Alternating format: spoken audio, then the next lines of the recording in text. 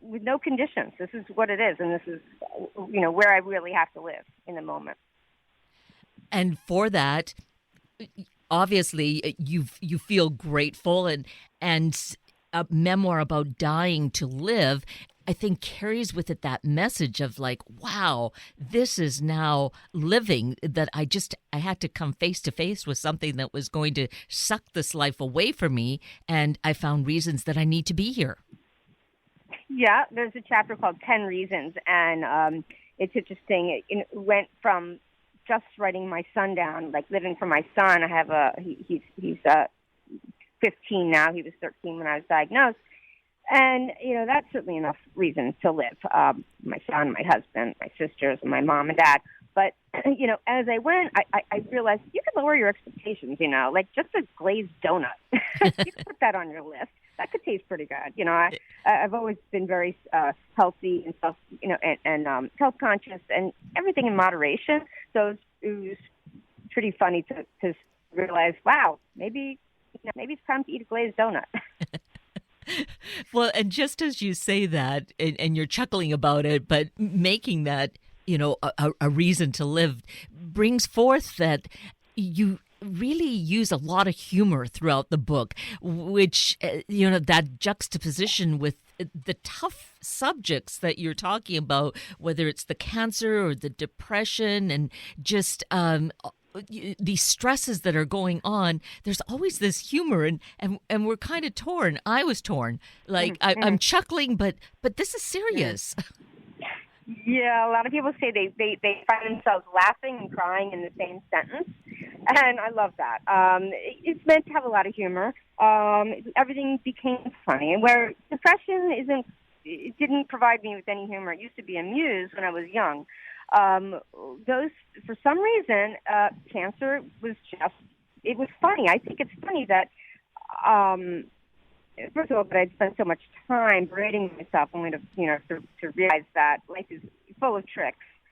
And I don't know, just all situations that I was put in as well, that I think people can relate to.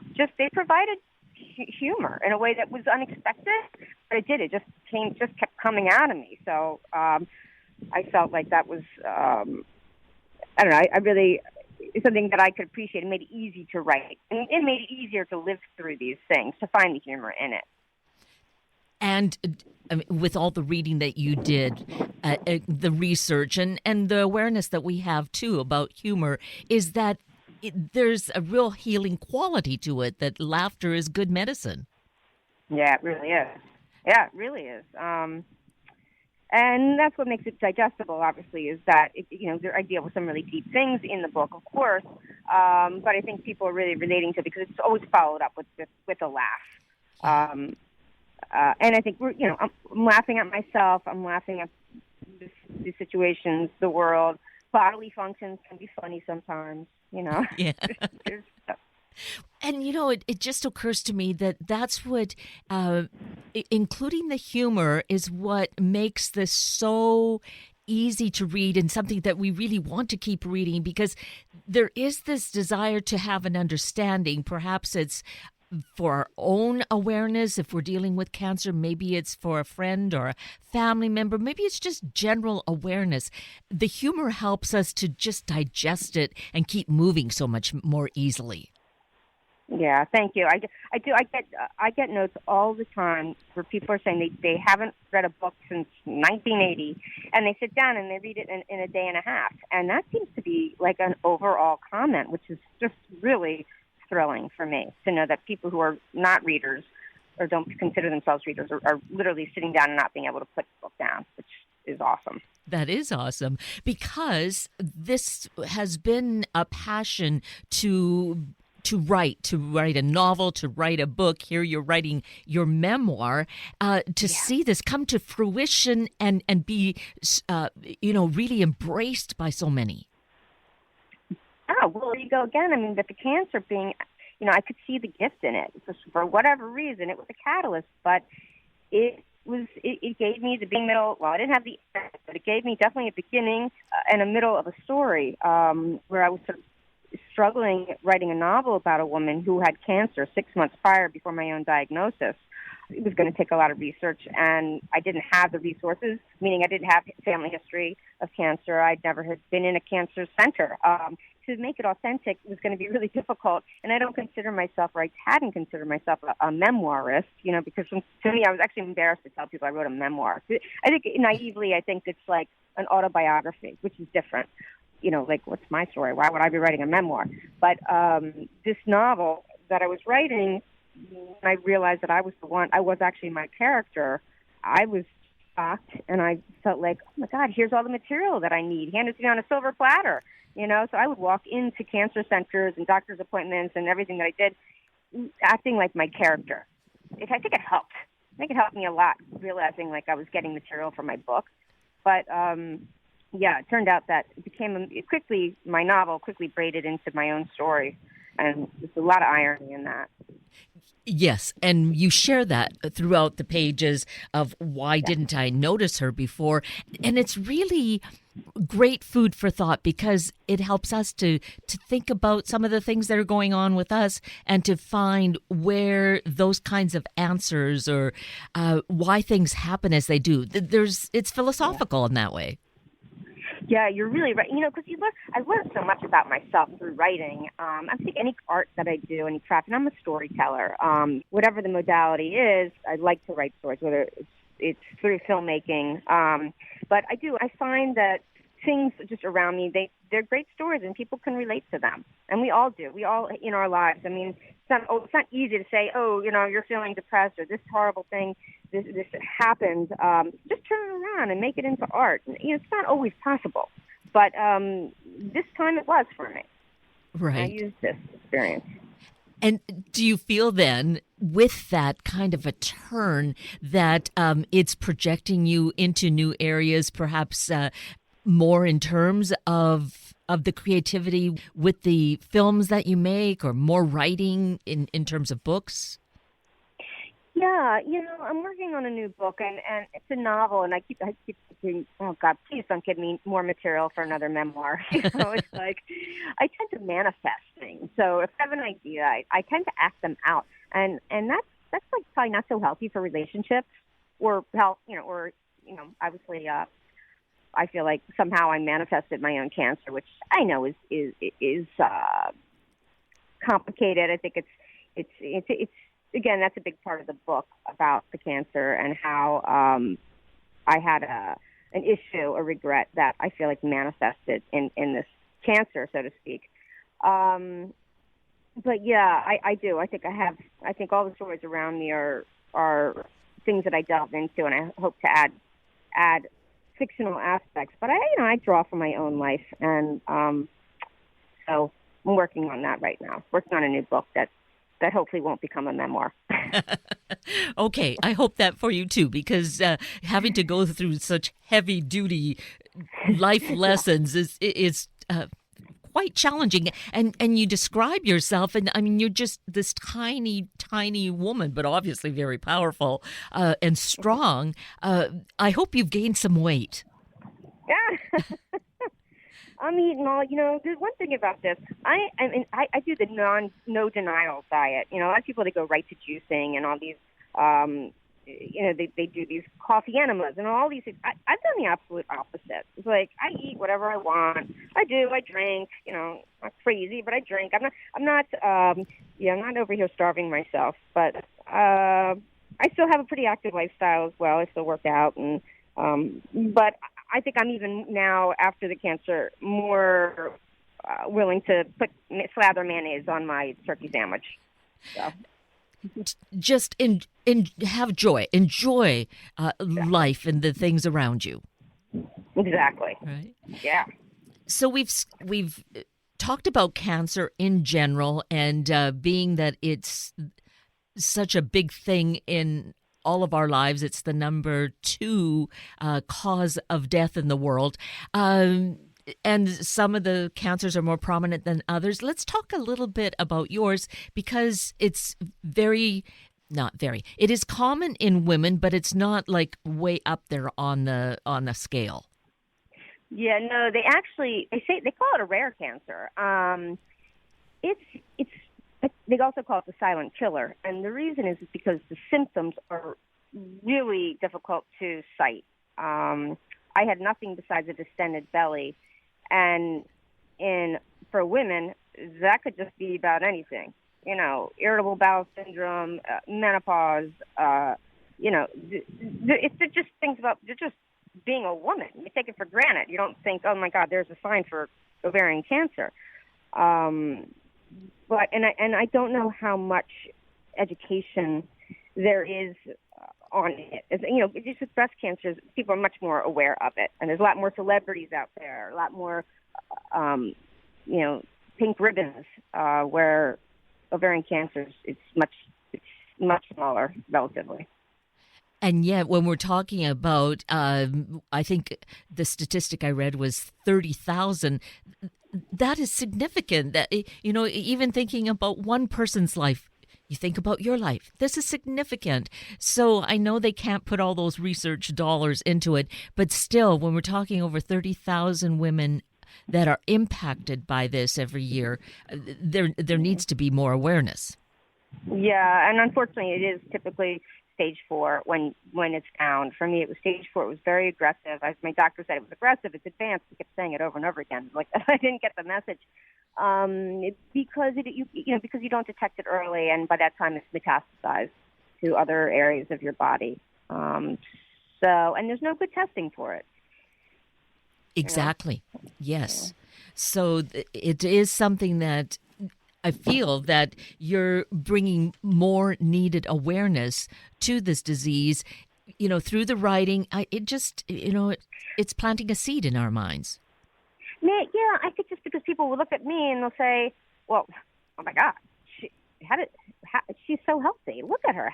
That's what people say, I can't believe you're my next door neighbor and you have ovarian cancer stage 4. You just doesn't add up. We tend to think, people who don't have a great healthy lifestyle or whatever. It's not about that. We're all capable of being touched by it, unfortunately. But it's funny because I keep going back to saying it's not a cancer book. It's meant for everybody, and I don't think a lot of cancer patients actually are the first people to pick it up. For instance, if somebody said to me, you have to read this book. It's about this woman. She has cancer. My first instinct is to say, no, thanks. I'm living my own life. I'm living it. I don't want to read somebody else's. But it's not. I want people to understand that it's not like that. That they're little slices of life, and that everybody can relate to, regardless of illness. But throughout the book, I didn't educate myself really well in ovarian cancer itself, and cancer, I didn't go too deep into it. I trusted is a strong word. I let my doctors do the protocol, and anything that I read about or studied or came to them with didn't seem relevant. It wasn't something that they wanted to hear. You have to go through the first line of treatment. There's always a first line of treatment you have to go through.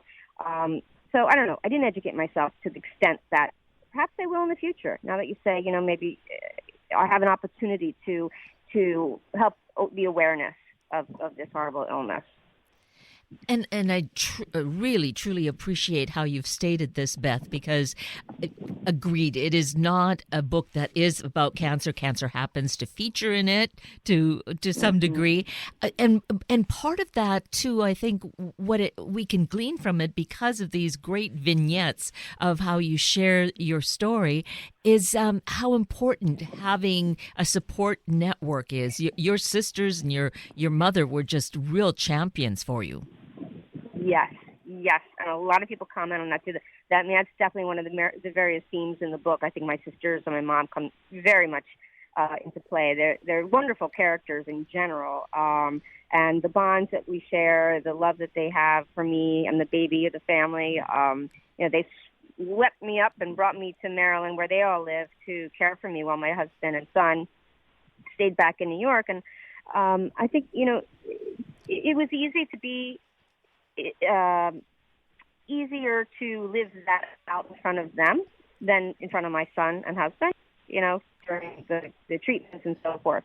But yes, my sisters and their protection, their playfulness, everything about them and the way they treated me is very an incredible part of my story. And your husband and son, too, of course, were great supports in different ways. I was really charmed by your son, Noah, that, he really behaved in such a, maybe this is youth, so honest and genuinely caring about Mom. Should you be doing that? Yeah, right. Yeah. He's amazing. I mean, it's really a love letter to him. I consider the book a love letter to my son in a certain way. Yeah, he's wise beyond his years, for sure. Not his first time on in this world, I guess, or I don't know how many lives he's lived. I'm not really all into that, but we're very, really, I don't know, there's a bond there that obviously important. He's my only son, and we just seem to connect in a way that's so important. Yes. I didn't know that was possible. And so critical in our world to have those connections, because we see evidence of where that doesn't exist, which is so tragic. That's just really refreshing on how you have created that bond and the way, just the flexibility. I think that's when I think about how you went to see the solar eclipse and knowing to negotiate that, to be flexible. It was a great vignette. Oh, thank you so much. Thank you. Yeah, it was definitely so fun to write. And, every experience, my husband, he'll say, well, God, you said it was really, he wasn't cooperating, or he wasn't wanting to do this. You said it wasn't a great trip. I'm like, I never said that. In the end, when you look back on these experiences, they're so important. Even the stuff that's difficult, I wouldn't go without it. Certainly when it comes to my son. It's all part of life. It's all part of the story. Exactly. And what a fun story it is. Our Lives, this book, is so intriguing. I think someone called it compulsively readable, which I have to agree. It literally is a page turner. So we should make folks aware of how it is available. Yeah, it's available on Amazon and Barnes & Noble, through Apple. Those are the main ports. And, of course, bookstores will carry them.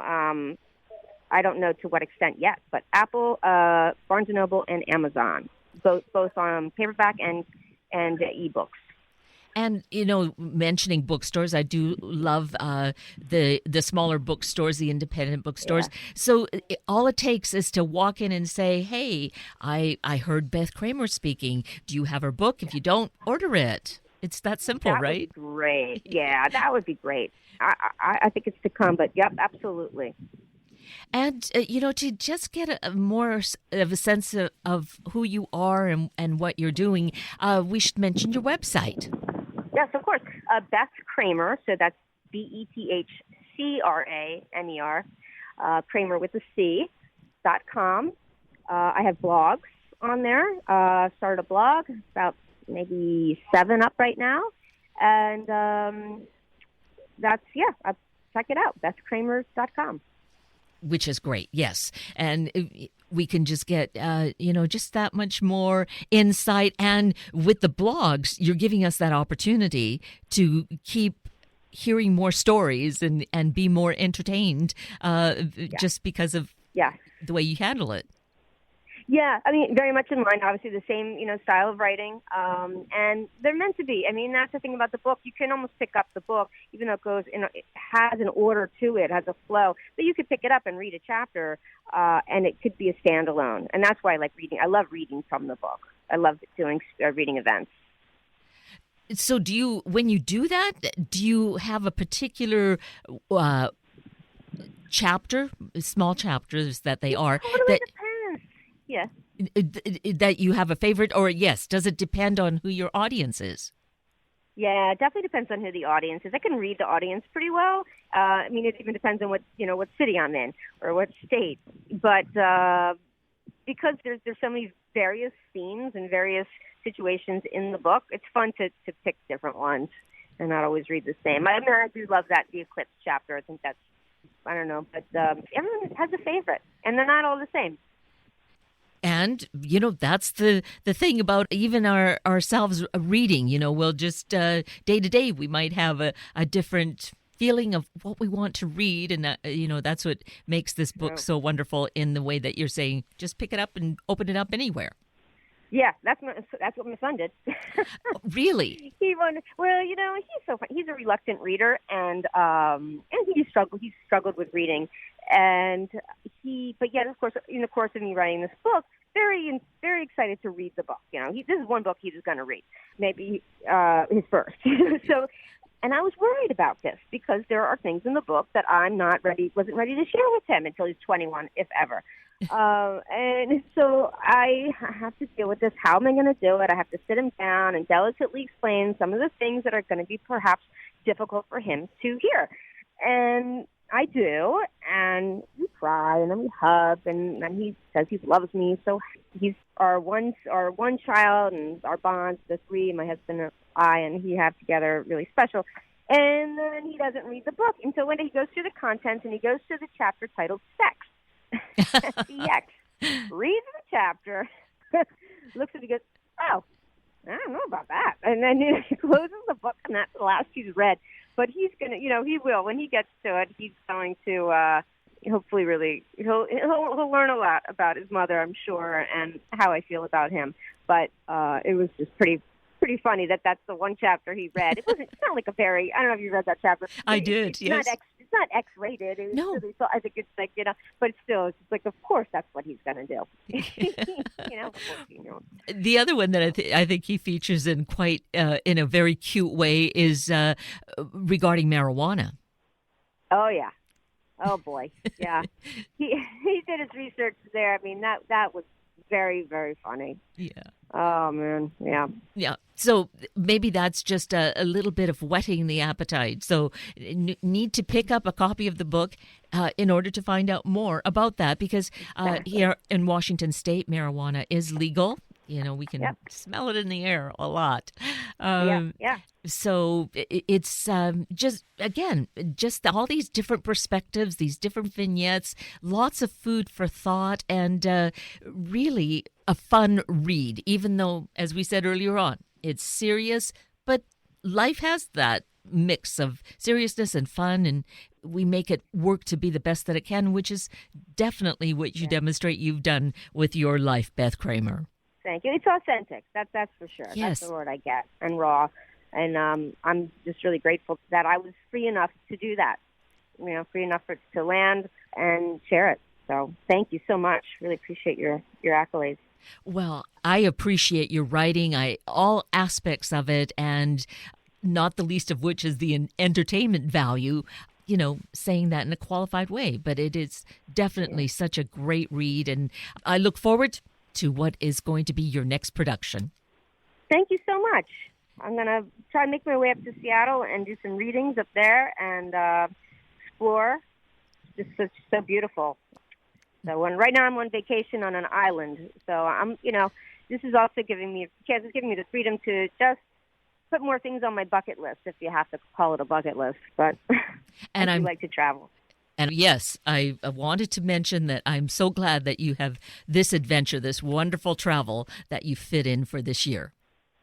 Yes. Thank you. You're welcome. Well, thank you for who you are and for sharing so much of yourself with us and for your time with us this morning. Thank you. Well, happy holidays. And the same to you. This is Mandy Ringenberg with your Sunday morning shout out. And this week's shout out goes to the Sound Food Uprising. Founded by Beecher's Foundation, yes, as in Beecher's Cheese, their programs aim to activate adults to demand a better food future. 2.3 million Americans are living with diet and inactivity-related diseases, and about 680,000 deaths a year are related to poor diets in the U.S. alone. Now, that's one of many reasons why the Beecher Foundation wants to arm their communities with food industry and marketing know-how. In their many programs, you'll learn how to spend money on good, wholesome food, shopping and kitchen hacks, and even real cooking skills. One of their programs, Sound Food Uprising, aims to invoke just that: healthy eating and smart food shopping. In the 2 sessions, you'll learn with the guidance of professional instructors how our food choices affect us mentally and physically. During the first session, you'll pull the curtain back on the food industry and learn in depth more on nutrition labels, marketing tactics, processed foods, and why they aren't good for us, and also, of course, why they're just so hard to resist. Then, in the second session, you'll learn how to shop for sustainable food items, cook, and prepare yourself a delicious and healthy meal. You'll dive into the reasonings behind food marketing and why it's kind of hard to eat good foods because of money reasons, taste interests, or possibly a lack of cooking skills and knowledge. You can also get the kids involved too in the Pure Food Kids Workshop. Through their website, they also offer printable recipes, informational videos, meal planning on anything from salads, spices and herbs, and of course, snacks. At your fingertips, they offer articles to learn more about even sports drinks and maybe how your protein bars are not so good for you. Lots of helpful resources to keep you eating healthy. Check out their website today and maybe sign up for a few workshops or two. That's at beechersfoundation.org. And with that, we are at the end of a very full hour of Inspirational Women with Beth Cramer and Sunday Morning Magazine with Killian No. I'm Kate Daniels, your host, and I so greatly appreciate your sharing this hour with me and these special guests. For details you might have missed or information you'd like to know, please just send me an email, kated@warm1069.com, and I'll get right back to you. Also, if you'd like to listen again or share these important stories with your family and friends, find the podcast on our Warm 1069 webpage. Simply click on the podcast tab and look for the show and guest names. I now wish you and your family a day of making deeper connections with each other, then reaching out to the community. Have a week of the same, and then please plan to join me again next weekend for another hour of Sunday Morning Magazine and Inspirational Women on Warm 1069. Good morning.